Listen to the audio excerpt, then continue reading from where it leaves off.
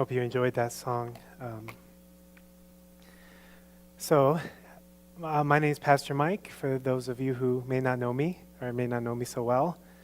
My wife and I, we co-pastor together. I've been here for about 4 years. And today I'm going to be sharing about the fruit of the Spirit. So yesterday, I finally had enough of watching all the leaves sit on the ground, looking really ugly and filling a whole sidewalk. And I was like, okay, I'm just going to go out there and I'm going to rake the leaves. And I'm going to try to see if I can use the mower to go over them and, shred them all to pieces, so I don't have to throw them into the dumpster. It takes up so much space. And the city doesn't like that anyway. So I said, hey, kids, I talked to my boys. I said, hey, you want to come and help me make some leaf piles? Because, a couple years ago, they were so excited to be able to make leaf piles. But then they realized that the leaf piles have, sticks in them, and you get really itchy. And so I said, hey, you want to help with making leaf piles? And they're like, no. I was like, okay. I was kind of bummed, but, I went and I started raking the leaves. And then about 5 minutes later, the kids came out.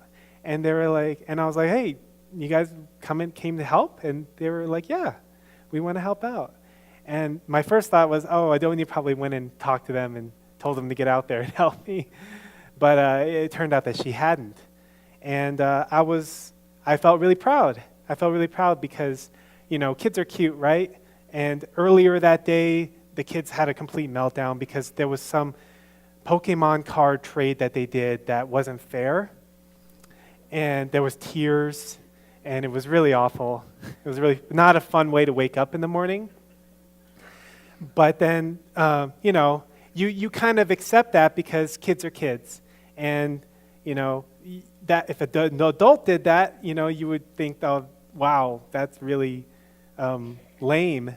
But when a kid does it, you kind of have a lot of leniency because they're young. They're still trying to figure out this whole, what is a fair trade? And how do I deal with a situation where I feel like I didn't really get I wasn't treated fairly, something like that. And they have to figure it all out. And they're kids, and you understand that, and you try to guide them through the process. But at the same time, kids can't stay that way forever, right? We want to see, as parents, we want to see our children grow up. We want to see them mature and be able to take responsibility for things and on their own without being told to find ways to help out with what the parents are doing, whatever else needs to be done. It's kind of a natural thing that we hope to see in our families. It's really tragic, actually, when we see an adult that never really grew up. I was watching a video on Facebook, probably one of my shortcomings, watching too many videos on Facebook. But there was this video about these two guys who went, and they wanted to learn a little bit more about elderly poverty in Korea. And I thought, this sounds kind of interesting. Maybe some of you have seen it on the internet. But basically, these two guys, they go and they find this 80-year-old woman who's living, kind of in a little room under a house with like a board for a door. And they go to her and they just start asking her questions like, how did you end up in this situation? Do you have family? And it turned out that she has actually, 5 children. And she's 80, so her kids are probably in their 40s or 50s. And they ask her, why, do your children help you out? And she's like, no, they're dealing with their own struggles, their own difficulties. And it turns out that she goes out from 7 a.m. to about 10 p.m. almost every day to collect paper and cardboard. And she takes it to the recycling center, and they give her about $2. And she gets a little bit of money from the government, a couple $100 a month. But basically, she lives on that $2 a day, working from 7 a.m. to 10 p.m. as an 80-year-old lady. And, there's a lot of different feelings you can get when you watch a video like that. But the thing that I came away with that I felt the strongest about was, if my mother was living almost on the street. Also, let's keep in mind, no heat in the wintertime and no hot water. If my mother was living in a situation like that, I couldn't sleep at night. And between 5 children, if they really cared about her, surely they would be able to pull together a few bucks, or say, hey, Grandma, I don't feel, or hey, Mom, I don't feel good about you sleeping on the street, practically. Please come and stay with me. I don't have a lot of space, but you can, we can share a bedroom. You can sleep in my closet. Whatever. Anything's better than that, right? And I felt like the real tragedy of this video, of this story, was of the children, 5 children. None of them caring enough about the mother to help her to get out of the situation. Now, who knows? I don't know enough about the story. Maybe she was a terrible mother. Maybe she did bad things. I don't know. But I think that any mature child, despite maybe your mother has serious shortcomings, didn't do a good job or whatever, you can't let them live in that kind of a situation as a decent son or as a decent daughter. And I think that to one degree or another, it's kind of the tragedy of this world that we have so many people who, we are adults, most of us here in this room are adults. We have jobs, we have children, we have relationships, we have responsibilities, but in some way or another, one way or another, haven't really grown up. And it's not something that's very comfortable to think about, and it's not something that's very comfortable to address. But the reality is we're all in this situation to one degree or another. If we're really honest with ourselves, given the right set of circumstances, the right person in your life to push your buttons, it might be your wife, your husband, it might be your kids, push your buttons, they know you inside and out. They know what you don't like and what the things that trigger you and make you react in a certain way, that we oftentimes will end up in a situation where the areas in which we never really grew up, they come out. It might come out in a way of, just looking for an easy way out of a difficult situation, blaming others instead of taking responsibility, making decisions just based on our feelings instead of how we really want to live our life. Trying to get back at people when they hurt us, even if it's not, an eye for an eye, but try to get back to them in some way or another. Knowingly doing things that we know aren't good for us, that hurt us, and also not keeping our promises and commitments. So I want to step to the side a little bit and look at a famous story in the Bible. And this is a story that I think that really, in many ways, summarizes the idea of never growing up. This is the story of Adam and Eve. So in the story of Adam and Eve, in Genesis, God says to Adam, "You are free to eat from any tree in the garden, but you must not eat from the tree of the knowledge of good and evil, for when you eat from it, you will certainly die." It doesn't specifically say the word fruit in this verse, but Genesis uses the word fruit a lot. The Bible uses the word fruit a lot. Jesus talks about fruit in the New Testament.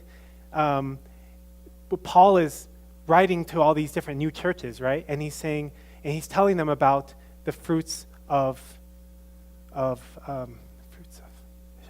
the title of my sermon, Spirit. Thank you. Wow. Okay. Fruits of the Spirit. And even in Genesis, it talks about, how God told Adam and Eve, be fruitful, multiply, and have dominion. The word fruit is used a lot. It's kind of unfortunate that in the story of Genesis, we took the word fruit to be a literal fruit, and we turned the story of Adam and Eve into a story of simple disobedience, and where God told him not to eat the fruit, and they did eat the fruit because the snake told them to. This is really unfortunate because it's so painfully oversimplify the story of a very deep and meaningful story, actually, that's really relevant to our life today. And I'm not going to spend a whole lot of time going into it, but I do want to just tell a little bit about this. This is a short excerpt from the Divine Principle. Oh, wait. No, it is not. Okay, this is a short excerpt from the Divine Principle. This is our main book besides the Bible. This says, although God created human beings based on the principle, based on truth, he governs us through love. Accordingly, in order for love to fulfill its proper role, its power must be stronger than the power of the principle. If the power of love were weaker than the power of the principle, God could not govern human beings through love. Rather, we would pursue the principle more than the love of God. For this reason, Jesus tried to raise his disciples with the truth, but it was his love that saved them. So when you read the Gospels, this is really funny how it talks about how Jesus tried to raise his disciples with the truth. You know, Jesus talked a lot to his disciples about many different things. You know, he talked to generally people in parables, but he talked more straight to the disciples. And at one point, just to give one example, Jesus is getting ready to go to the cross. And he says, one of you is going to betray me. And he says, it's going to be the person whom I dip the bread into this dish and I give the bread. That's the person who's going to betray me. And he does it. And he gives it to Judas. And then the disciples were like, I don't get it. Is Judas supposed to go out? Because Judas controlled the money. Is Judas supposed to go out and pay somebody? Or, are you telling Judas something? And this happened very often in the Gospels where Jesus tried to say something very clearly to the disciples, and they couldn't understand what he was saying, even if it was very seemingly obvious according to what we read now, 2,000 years later. But it was his love, it was his sacrifice that was what really saved the disciples, even though they didn't always understand what Jesus was saying. They didn't always understand what Jesus was talking about or who he was. And similarly, of course, truth is important, right? It's important for us to understand truth, how we should live our life, what was God's original plan, correct understanding of the Bible, things like that. But at the end of the day, it's God's love for us. It's Jesus' love for us that is what really moves and inspires people. And what the principle is saying is that in the story of Adam and Eve, God could have made it so that Adam and Eve just followed God's commandment. But he wanted love to be the dominant factor in human beings' life. So we see that today in our life as well. It's very hard to make love work in our lives. It's many of the greatest people who ever lived have been brought down because they couldn't figure out love. They couldn't figure out the correct way to make a family and a marriage work.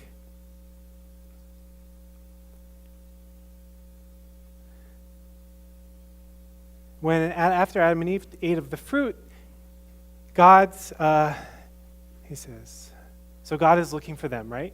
And Adam answers, I heard you in the garden, and I was afraid because I was naked, so I hid. And he said, who told you that you were naked? Have you eaten from the tree that I commanded you not to eat from? The man said, the woman you put here with me, she gave me some fruit from the tree, and I ate it.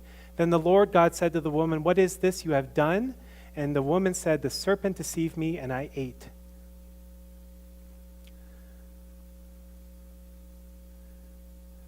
So, God created love to be the most powerful driving force in our life. And God created love to be the destination of all human beings' life. All of our lives are meant to end and exist in love. And for that to happen, God set it up so that Adam and Eve mature as individuals, as a godly man, as a godly woman.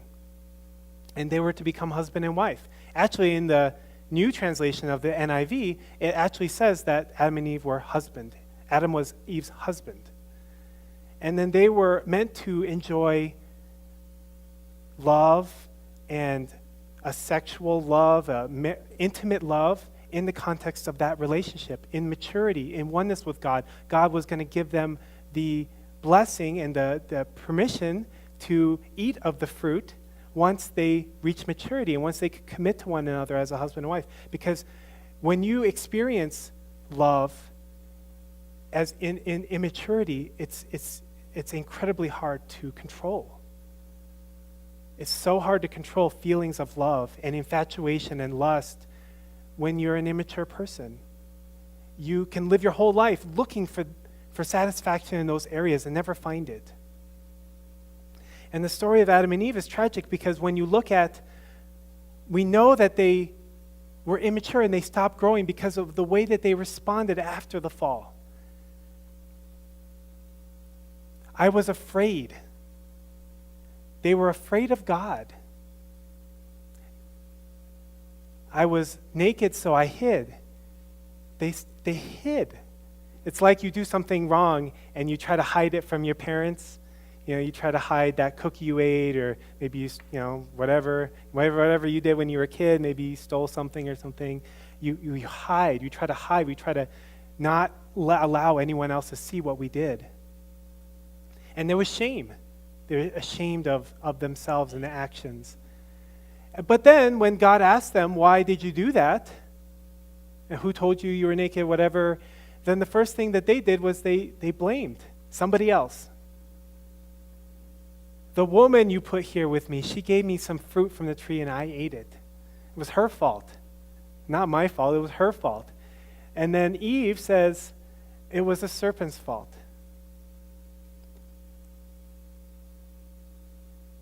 Locked in immaturity because they wanted to enjoy something that they weren't ready for. And they remained stunted in their growth and their maturity.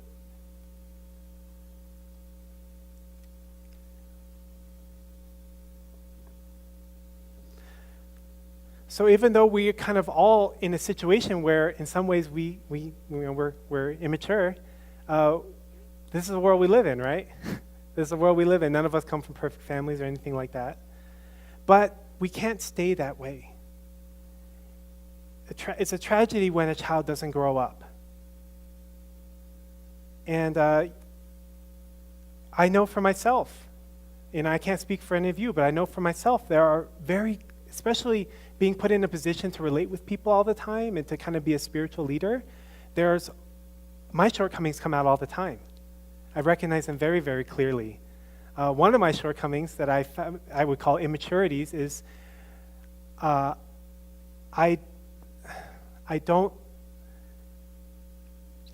want to always make it look like things are going well. The idea of a mistake happening, a failure, a new idea that didn't actually work out is really, really hard for me. I very much worry about how people see me, how people perceive me, people's opinion of me. And so there's a lot of fear there. If I do this, people are going to think that. If I do that, people are going to think this.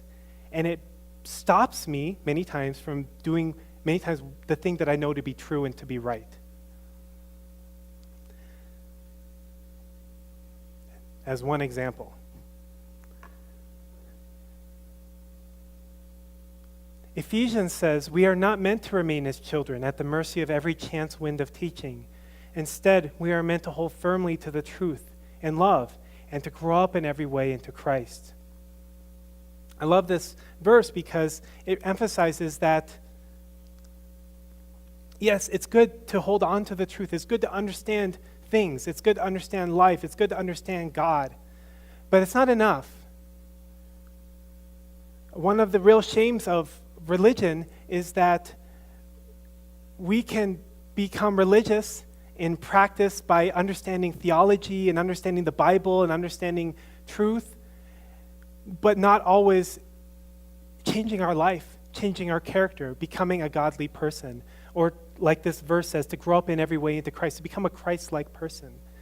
I really strongly believe that the purpose of a religious life is to transform our lives, not just to gain some kind of understanding, but to actually transform us into the kind of people that God wanted us to become Christ-like people. And I think that that's really missing for a lot of people, unfortunately. Here's another verse from Galatians.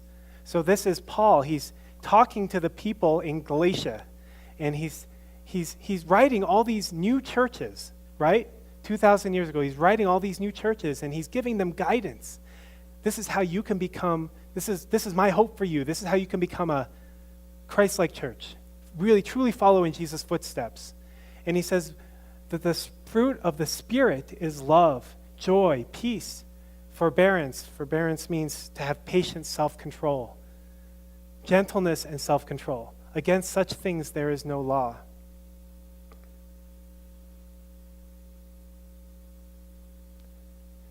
And also here,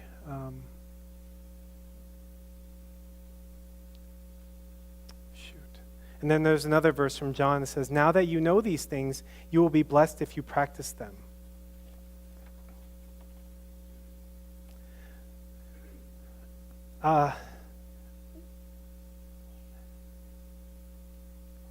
One of the reasons that I felt strongly to talk about this topic was because I know that in my generation, we have so many people who struggle with hypocrisy. We and to some degree, we have to accept that people aren't perfect, right? We have to accept that people aren't perfect. That's just the reality of life. We have to accept that our parents aren't perfect. We have to accept that our siblings aren't perfect. We have to accept that when I become a parent, I'm not going to be a perfect parent. But we, as religious people, as people of faith, cannot just accept that I'm not perfect. We have to be making consistent effort to grow, to mature, to become better people, to live our faith in our daily lives, to grow, to become a Christ-like person. Because truth isn't just for understanding. Truth is meant for us to be able to mold ourselves into the kind of person that God wants us to be, so that God can use us, not that we're just living in our immaturity. My children asked me if they could use the lawnmower, and I said no, because you're 9. But as you grow and you mature, then absolutely, I want you to use the lawnmower. I don't want you to hurt yourself. I don't want you to cut your fingers off. But at some point, we have to let them take responsibility, right? And recognize that they might make a mistake and they might hurt themselves. But they want to take the responsibility, and we want to help people to grow. And I feel like God is many times with that way with us. He's like, I want to give you the lawnmower, but I want to make sure that you're not going to cut your fingers off first. And that's the way it is for us with our spiritual maturity. We need to grow. We need to identify the areas in which ourselves that are holding us back and that don't work in our relationships. If you just look at something in your life that's not working, then that's an area probably where we need to grow up. Here's another verse that I really liked a lot. I think this was from Timothy. Spend your time and energy in the exercise of keeping spiritually fit. Bodily exercise is all right, but spiritual exercise is much more important, and it is a tonic for all you do, right? So when we exercise, right, there's so many benefits to exercise, right? I exercise. I advocate exercising. Many, many benefits, not just for muscles and for health and longevity of our life, but also our mood and our chemical balance in our brain and all these different things. But what they're saying in Timothy is that the bodily exercise is good for your body, but you're not going to take that with you when you pass. The spiritual exercise is a tonic for all that you do, all aspects of your life will benefit if we invest into our spiritual lives and our growth. So exercise yourself spiritually and practice being a better Christian, because that will help you not only now in this life, but in the next life too.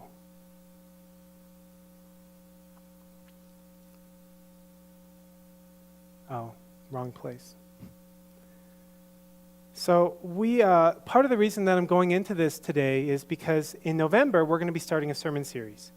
And the sermon series is based off of, let me skip forward a little bit here. The sermon series is going to be based off of the third statement in our vision statement, right? If you haven't seen it yet, it's at the back of our wall. And this says, we are every person growing to spiritual maturity through studying God's word, prayer, making devotions, small groups, and taking on a ministry to care for the needs of and give to others. This is really important to us because in order for our community to grow and prosper, it means that us as individuals need to grow and prosper. It means we need to grow. We need to mature. And our hope is that all of us together can work together to mature. So we're going to be talking about each and every one of these points. We're going to be talking about studying God's word. We're going to be talking about prayer. It's just not enough to come to church on a Sunday. And it'd be like, if you were to relate it to eating, it would be like if you went to a buffet Sunday morning and you tried to eat as much food as possible to get you by for the week. You know? We think that church is just, like, well, physical laws, we have to follow those, right? Gravity and all these different, we have to follow physical laws. But if God created the physical world and the spiritual world, then there are spiritual laws that complement the physical laws. And that means that we can't just come to church, and some of you probably aren't even getting anything out of this, because different people learn different ways. If you like to learn through listening, you probably like church a lot, but not everybody likes that. Some people learn through saying, some people learn through doing, some people learn through writing, There's different ways for people to learn. Not everybody learns well through coming to church and listening to somebody talk. So we're going to address that in our sermon series. But even if you do like church, and even if you get a lot out of listening to somebody talk and reading the verses on the screen, that's like going to the buffet. And then a week later, going to the buffet again. It's not healthy for us because we need consistent nourishment every day. And not just because you go to church and somebody's talking to you, but because I want it for myself. I want to read God's words. I want to put it into practice in my life. That's when growth really happens. Don't get me wrong, I'm glad you're all here. I love that we have the opportunity to come together once a week. It's beautiful. If we didn't have this, look at everybody in this room, and there's people you don't know their names, you don't know who they are, maybe you have completely different views on life with them, and we probably never see each other. Never get together, because it's not easy to get together with a whole bunch of people that you don't know very well, or maybe some of them you don't even like. But I love it. I love it being able to get together like this. So don't get me wrong, but it emphasizes the need for other things besides just church, just a service. So we're going to go into that. We're going to go into God's word. We're going to go into prayer. We're going to go into making devotions. We're going to go into small groups, because small groups is great for people who learn through speaking. Because you're here, you're not saying anything. I'm doing all the talking. But maybe you learn a lot through speaking and asking questions. And why are things like this? And why are things like that? And I've got this thing going in my life. You don't get that at church.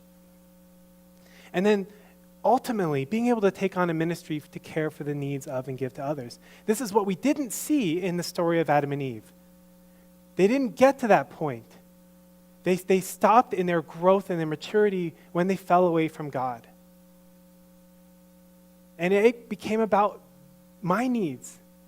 And when they became confronted by God about what they did, they just blamed somebody else. They just tried to pass off blame to somebody else. So what we're trying to do is opposite of that. We're trying to mature to people that, we have our own difficulties. We have our own challenges in our life. But we want to get to the point where everybody is like, okay, what can I do that is a contribution to others? How can I fulfill other people's needs? So I want to talk a little bit about that. I don't know how many of you recognize this guy in the corner here. Is there anybody? He's not like super famous, but I like him a lot. His name's T. Harv Eker. He's written a couple books on financial wellness. He started this workshop, kind of a seminar series called the Millionaire Mind Series. And I went and I participated in them like 10 years ago, and I loved it. It was such a great experience. I learned from that experience that just because I'm a religious person doesn't mean I have to be poor. And that was a great eye-opening experience for me. I'm so grateful. But he talks a lot about life in general in his book and and I just wanted to read a thing because I think it relates to what we're talking about here. He says, on a scale of 1 to 10, 1 being the lowest, imagine you are a person with a level 2 strength of character and attitude looking at a level 5 problem. What would this problem appear? Would this problem appear to be big or little? From a level 2 perspective, a level 5 problem would seem like a big problem. Now imagine you've grown yourself and become a level 8 person. Would the same level 5 problem be a big problem or a little problem? Magically, the identical problem is now a little problem. Note that whether you are rich or poor, playing big or playing small, problems do not go away. If you're breathing, you will always have so-called problems and obstacles in your life. So true, right? Let me make this short and sweet. The size of the problem is never the issue. What matters is the size of you. If you have a big problem in your life, all that means is that you are being a small person. Don't be fooled by appearances. Your outer world is merely a reflection of your inner world. If you want to make a permanent change, stop focusing on the size of your problems and start focusing on the size of you. I love this because it's so often our desire to place the blame on the problem. My life is like this because of this problem. The problem might be a person, problem might be your church, problem might be your job, whatever it is. But the point is there's always going to be problems in our life. It doesn't matter. Actually, it might be bigger problems if we try to live a bigger life. But the point is that he's placing the ball in your court. He's placing the responsibility on me. If I have a big problem, then I need to become a bigger person. So that problem seems like a small problem. And if it seems like a small problem, it's probably not even a problem at all. It's like, oh, what's that? So let me just keep on going because that's not a big deal. It's not going to stop me in my life. It's not going to prevent me from doing the things that I feel are important, that I've committed to doing in my life. And I think that really relates to where we are in our life, because if we're experiencing a problem in my life, don't blame the problem. Don't blame the person. Don't blame circumstances. Don't blame anything. Blame is never helpful. Focus on, how can I become a bigger person? How can I grow? How can I identify the weaknesses in myself and confront them and deal with them? And it doesn't always have to be ugly. Sometimes it's just like praying to God and working out, consulting a friend. And sometimes you feel like a problem is so big, but then when you actually go to tackle it, you realize it wasn't really that bad after all. So I want to finish off my sermon with this quote. It's just a really inspirational quote that talks about the fruit. And I'm just going to read it. This is Jesus speaking here. I am the true vine, and my Father is the gardener. He cuts off every branch in me that bears no fruit. Okay? He cuts off every branch in me that bears no fruit. The parts of our lives, the parts of our character that aren't fruitful. If we let him, of course. While every branch that does bear fruit, he prunes so that it will be even more fruitful. You are already clean because of the word I have spoken to you. Remain in me, as I also remain in you. No branch can bear fruit by itself. It must remain in the vine. Neither can you bear fruit unless you remain in me. Stay close to me. Don't you feel the Father's heart in this passage? Stay close to me. I will prune you. I'll take off your things that aren't so good and help you to live a more fruitful life. I am the vine and you are the branches. If you remain in me and I in you, you will bear much fruit. Apart from me, you can do nothing. If you do not remain in me, you are like a branch that is thrown away and withers. Such branches are picked up, thrown into the fire, and burned. If you remain in me, and my words remain in you, ask whatever you wish, and it will be done for you. This is to my Father's glory, that you bear much fruit, showing yourselves by the fruit that you bear to be my disciples. It's not enough for us to just say, I believe. Maybe there was a time that was adequate, but this is not that time anymore. It's not enough just to believe. We need to make the word a part of the way that we live our life. We need to make God a part of our life. We need to make truth a part of the way that we live and the way that we deal with situations. If truth is truth, then it should be universal. That's why I have no problem sharing quotes from non-religious people. Because if truth is truth, it should be universal, right? We should be able to apply it to all different aspects of life, finances finances in that case, and it should still be true. So, just to go back to what I said at the beginning, we need to grow up. We need to grow up so God can use us. We need to grow up so that we can help others to grow up. If we're children who never grew up, how can we raise our children to be wholesome adults? We can't. So let's all seek for God's guidance together as a family, how we can grow, how we can mature, how we can become wholesome sons and daughters of God. Please join me in prayer. Good morning, our most beloved Heavenly Parent. So grateful for all the ways in which you have kept us close, even though there are many times that we've tried to run away from you, that we've tried to hide ourselves away from you, and we've been ashamed of our mistakes and the way that we've lived our life. Thank you for being the God that never gives up on us, that loves us unconditionally and always looks for a way to bring us back to you. We're reassured, Heavenly Parent, that no matter how difficult our lives can get, that we have a God that loves us unconditionally, that we have a God that's always looking for a way for us to get back to where we want to be. As we prepare for the new sermon series in November, Heavenly Parent, I pray that each and every one of us can think about and meditate and pray about how I can grow in my faith, how I can grow in my character, how I can grow to be more of a Christ-like person, so that people don't need to hear about our teaching and our theology to understand what we're all about. They just look at our life. They look at how we live our life and how we treat people and how we, even in the most difficult situation where we could act selfishly, where we could blame others, and where we could be like immature children, that we stay strong in all situations, Heavenly Parent. I pray that as a community, that we can grow closer to you, that we can keep our sight on the goal, that we can work together, that we can resolve the difficulties that happen in our life and go beyond them and see how we can be a benefit for others, how we can be a benefit for humanity, Heavenly Parent. So grateful for the opportunity that we can all be here this morning to be able to share in your words and your truth, that we can all grow together as a family. And I offer this prayer in the name of Michael and Adonia Hendrick, a blessed central family. Amen and Aju. Thank you so much, everybody.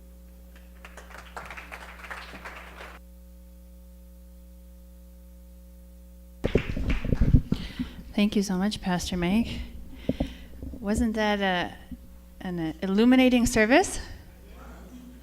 I kind of feel like, for myself, I feel like somebody switched on the light and picked up the rug in my living room, like, here's your dust. and now what do we do, right? I feel like it's easier just to put the rug back down, be like, nobody will know. Right? Do I just sweep it a little further under the rug? Or do I pull up the whole rug and sweep it all up and throw it in the trash? So I feel like that's where I'm at right now. So thank you so much, Pastor Mike. At this point, we'll have our offering of our donations and tithes. We have our offering basket at the back. If you didn't get a chance yet to put something in there, we'll have our welcome ministry mokolos come up, and there's envelopes in the seat in front of you, so you could put a tithe or donation in there and drop it in the basket as it comes up. And in that time, we'll have also some reflection music, so you can meditate, reflect on the service, look at what you found under the rug, and then we'll finish up with our final song. So please enjoy the reflection. So first of all, today is the next hike prepared by Roger of our amazing Natural World Ministry. If you haven't participated in one of Roger's ministry's hikes, it's just he's a wealth of knowledge of Colorado's natural beauty. He's gone all the 14ers. He's traveled all over the world. He's started organizations and been on boards, and he just knows a lot about the beauty in Colorado, and he's committed to preparing hikes and outings for us every month. And so we had to cancel the last one because of the freak snowstorm that, I took a picture because, in Colorado, right? The snow comes, and then the next day the sun is out and everything is gone. It was like that. But today we're going to have it. We're going to be actually going along the Platte River here in Denver, so you don't have to drive too far. And it'll be from 1 to 3. So what we're going to do, if you want to go, is we're going to meet in the parking lot half an hour after church ends. So maybe if church ends at 12:30, we'll meet at 11:30, meet at 1, and 12. And it's family friendly. You can bring strollers, things like that. This week's Bible study by Dr. Hendrick is Does God Know Everything? He's going to be going into the Bible about this point, about does God know everything? Does God know everything that I'm going to do in my whole life? Is everything maybe predestined to a certain degree? And so just like every week we have this Bible study, and you can come. It's that Thursday here at 7 p.m. right here in the cafe. We have a really exciting service next week. This is a youth service. This isn't like a youth of like somebody who's my age. This is the sermon will be given by our own Jonathan Duong. Yeah, so this is our 9 to 15-year-olds who are going to be running our service. So there's going to be music. I'm not going to ruin the surprise, but it'll be a lot of fun. And Grace sermon and MCs, everything will be done by our youth. So this will be really exciting. It'll be a lot of fun. Then right afterwards will be our Halloween party, and I'll be here. So don't forget to dress up. It doesn't matter what your age is. You can dress up, bring a costume. Maybe you'll win one of the prizes. We'll also have face painting, the contest for the costumes, pumpkin activity, and caramel apple making. And then also just a reminder, next Sunday is the potluck. So please remember to bring something to share. Next month, we're going to be starting the marriage course. And the marriage course, for those of you who haven't participated, it's just a really great way to take your relationship to a new level. It doesn't necessarily mean that you're having a hard time in your marriage or you're going through some kind of difficulty. This is really something that it's appropriate for you wherever you're at, whether you've been together for a year, whether you've been together for 10 years, whether you have kids or you don't have kids. It doesn't matter. It's a great non-confrontational way to open up new lines of communication. It's a really nice dinner. It's like a date night. You come here and you get pampered, and there's a video and a chance for couples to be able to talk and share. And my wife and I went through it last year. We just had a really great experience. And if you know a couple that you think might be interested in this, it's a really great experience. So we've got a sign up at the back of the chapel, and then also it's on our Facebook and email as well. Also coming up is one of our church's holy days. It's True Children's Day. This is a day for us to really celebrate children. And what we've been doing the last couple of years is we've been finding different rec centers to go to. First year we went to the Golden Rec Center. Last year we went to the Wheat Ridge Rec Center. This year we're going to go to a rec center in Littleton, Ridge Rec Center. And they've got ice skating, they've got swimming, I'm hoping to be able to organize a basketball game. That'd be a lot of fun. They have childcare, and and we're planning to have a pizza dinner, I guess it will actually be, because this will be after church on the 11th. So please come and join us. We'll be covering the cost of entrance and, some childcare, within a reasonable amount, right? And the lunch and the dinner.